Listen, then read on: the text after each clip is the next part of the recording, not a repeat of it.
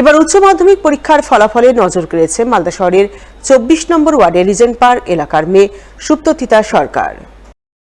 বুলবুলচন্ডী গিরিজা সুন্দরী বিদ্যা মন্দিরের পরীক্ষার্থী হিসাবে ঠাঁই পেয়েছে মেধা তালিকায়, সম্ভাব্য পঞ্চম স্থান অর্জন করেছে রাজ্যে।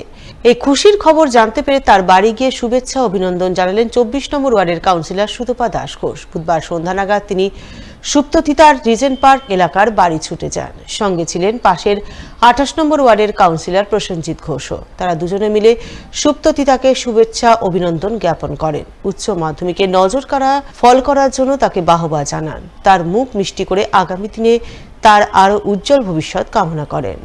ভীষণই ভালো লাগছে, মানে কি বলবো, একটা আলাদা অনুভূতি। শুধু ওয়ার্ড বলে না, মানে যেহেতু বারবি হচ্ছে খুব কাছের প্রান্তিকদার মেয়ে, সেই কারণেই আরো ভালো লাগছে। মানে ওদেরকে তো মানে আমরা অনেক আগে থেকে, মানে সুপ্ততিতার জন্মের আগে থেকে ওদের সঙ্গে মানে যেহেতু পরিচিতি, সেই জন্য একটা আলাদা রকম আনন্দ হচ্ছে।